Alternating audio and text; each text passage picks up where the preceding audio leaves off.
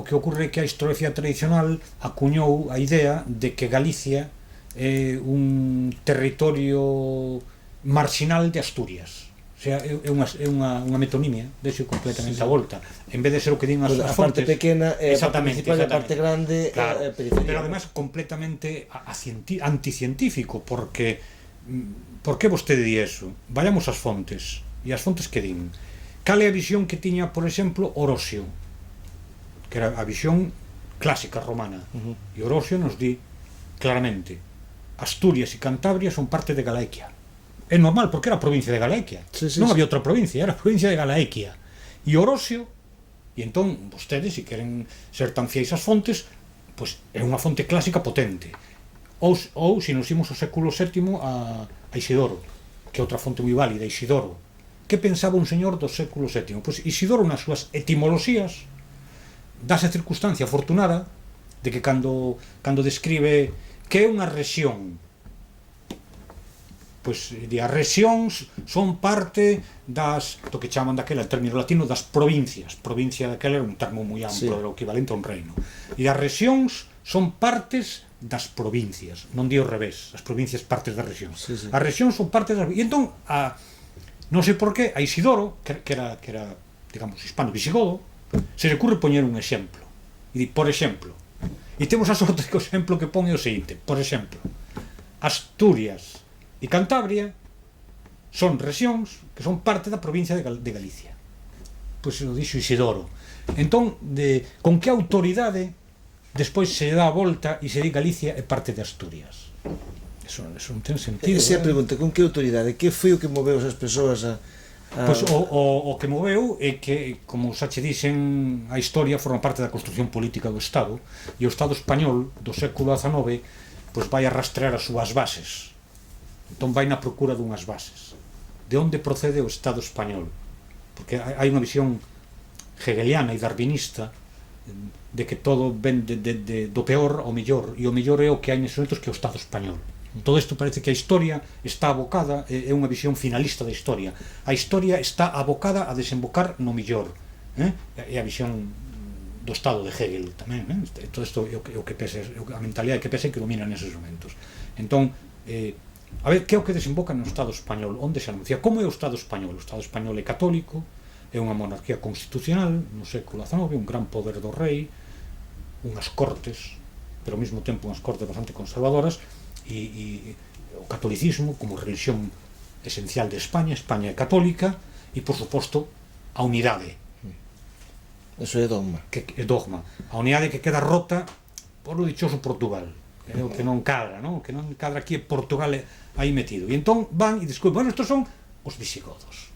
Non somos os descendentes dos visigodos. Por que? Porque os visigodos crean o ideal que non foron capaces de acadar eles no século XIX, ni no XX. Os visigodos, nun momento certamente moi breve, e que eles magnifican, nun momento moi breve, os visigodos dominan toda a península. Toda a península. Por lo tanto, non poñen datas. Os visigodos... Non, toda a península, algo de África e algo da Galia. E algo da Galia. E durante... tampouco é tan exactamente a península. E non só non é exactamente, é que é moi pouco tempo. Porque, claro, antes estuvo o reino suevo, que rompe ese esquema, e o sur da península foi durante moito tempo bizantino, ata o século VII. Entón, claro, eso... Entón, digo, os visigodos, unidade. Os visigodos fanse católicos con Recaredo, monarquía católica. Teñen os concilios que asesoran o rei, un parlamentarismo suave que asesora o rei. Son católicos, monarquía, unha monarquía forte, queren eles ver unha monarquía forte, a ven en Leovixildo. E entón, ese é o noso antecedente. Bueno, pois este o que se nos transmite, este é a esencia de España.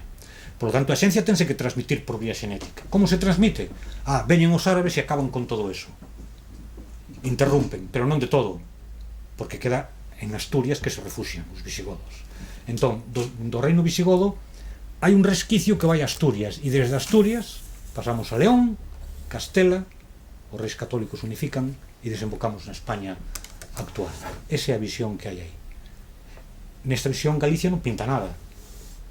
sí que pinta, molesta. Se aparece, molesta porque rompe ese esquema. Porque se dice que todo eso que eles criaron xa estaba inventado antes en época sueva. Claro, hai que decir, primeiro, ímolo matizar, os concilios existen desde antes dos visigodos, existían no reino suevo que é anterior. O primeiro reino católico, pois claro, non foron os visigodos foron moi tarde católicos. A primeira monarquía que siga unhas pautas bizantinas é a monarquía sueva do século VI, por eso está aquí Martiño de Dumio, que era un bizantino, ni máis ni menos. O sea, todo eso está antes. E ademais, bueno, pois os visigodos durante moito tempo tuveron que non dominaban a península, tuveron que convivir con outro reino que había aquí, que era o reino suevo. Acordo? E depois dicimos, e cando veñen os musulmáns, non é verdade que haxe un refuxio de visigodos, eso non existe. Ese refuxio de visigodos en Asturias non existe. Aquí renace un reino de Galicia, que como os musulmáns por dentro lle van a chamar. Na península ibérica hai dúas entidades, unha é Al-Ándalus, que é España, e outra é Galicia. Bueno, isto todo eso non vale, ese esquema rompe. E por eso é polo que se fai que Galicia non exista e que se esa parte de Asturias. Claro. Como levan este asunto a maior parte dos historiadores galegos? Xa non falo de xente con pensamento galeguista, sino xente mellor con pensamento máis neutro ou máis conformista coa realidade, porque supoño que esos historiadores terán consciencia e noción de que esas cosas que contas existen. En Galicia a historia ou se fan investigacións moi valiosas, pero moi sectoriais, moi monográficas, moi concretas, que despois non se inclúen nun esquema globalizador. Unha verdadeira historia de Galicia non se inclúen, fanse historias por partes, pero non unha verdadeira historia de Galicia, senón trozos de historias. Estas investigacións concretas e sectoriais fanse, pero en cambio o esquema global no que se deben incluir todas estas historias é o esquema clásico. Entón atopámonos pois co feito un tanto contradictorio e sorprendente de que a visión da historia de Galicia que se dá é unha historia desfasada, unha historia que se ven repetindo desde tempo atrás e que é a historia tradicional. E non se ve que haxa verdadeiramente, polo menos no campo de historia medieval.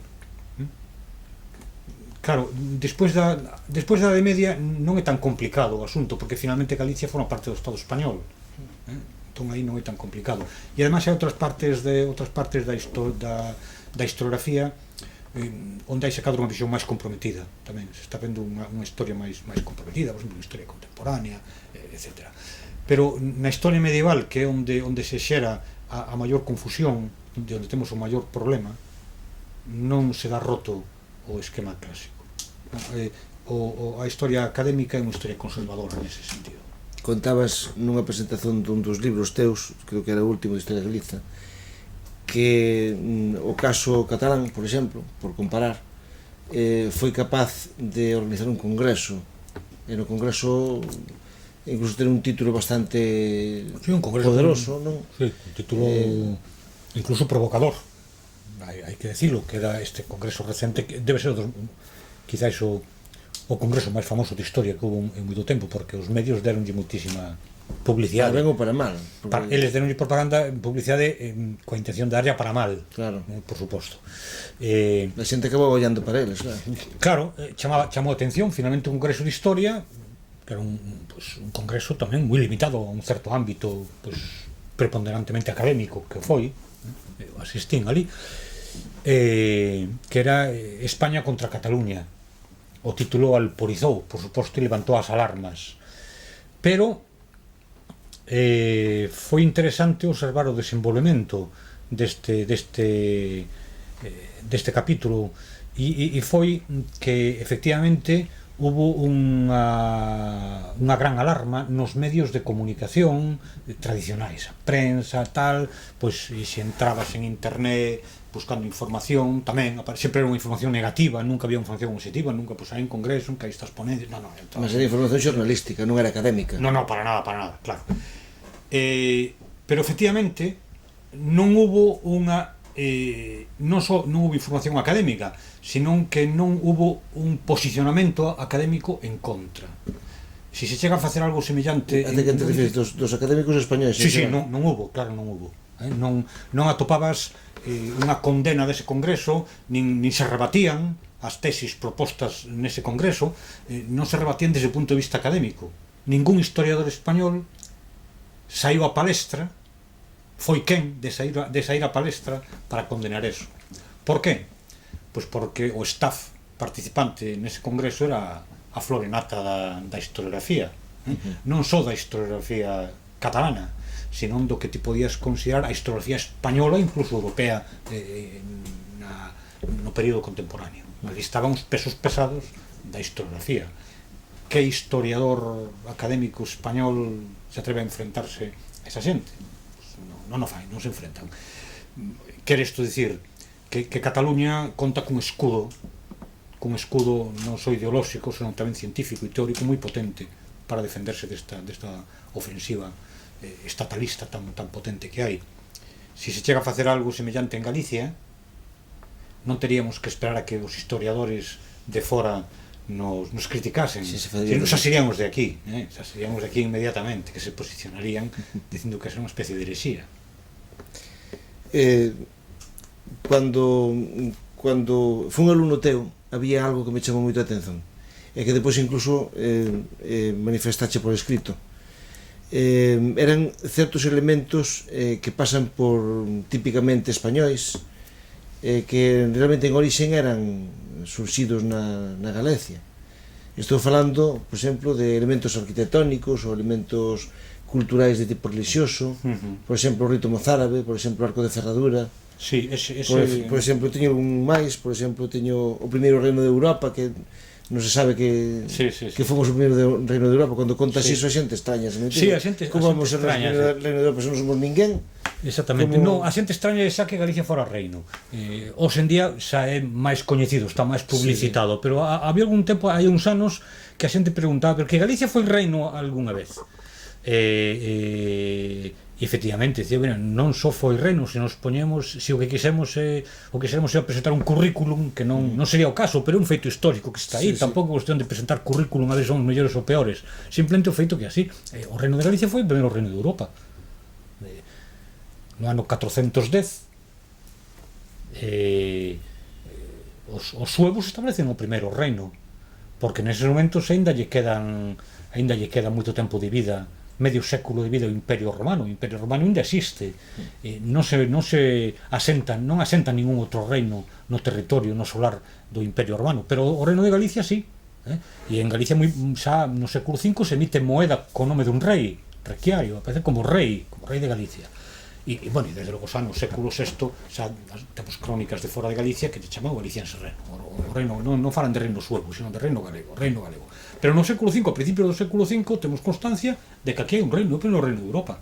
Os visigodos ainda movéndose un lado para outro, e os francos e tal. Iso vai chegando. Quer dizer, eu visualizo na sociedade que eso de que somos o primeiro reino vai chegando porque é algo que é moi paradigmático, non? É unha cuestión de poñer a data. Hai elementos como, por exemplo, o arco de ferradura. Pois, por exemplo, claro, o tema da arte, o rito mozárabe, o arte asturiana, por exemplo, que comentabas que era o paradigma artístico estaba en Santiago de Compostela. Pois, por exemplo, hai determinados, claro, cando se fala, por exemplo, se dá tanta importancia o reino visigodo, pois hai que buscarlle atributos para encher o que é o reino visigodo. O máis te acabo de citar, pois, o arco de ferradura, arco visigodo, é o arco visigodo. Cando ti empezas a investigar a xénese, a procedencia e a extensión do arco de ferradura, pois claramente que non é visigodo. Ese arco non é visigodo, ese arco utilízase por un espazo moito máis amplo que o reino visigodo. Non son os visigodos os que utilizan, e é o arco que se utilizaba en Galicia antes dos visigodos. É o tipo de arcos, porque claro, os visigodos son arianos ata finais do século VI. Como eran as igrexas que utilizaban os arianos non se sabe que tipo de igrexas había, non se conserva ningún monumento ariano, por lo tanto non se conserva ningún monumento visigodo antes de finais do século VI. Non sei se se entende, porque antes de que se convirtan ao catolicismo non construín igrexas, convírtense ao catolicismo a finais do século VI, pero ocurre que o reino suevo galego era católico desde moito antes, por tanto ten monumentos moi anteriores.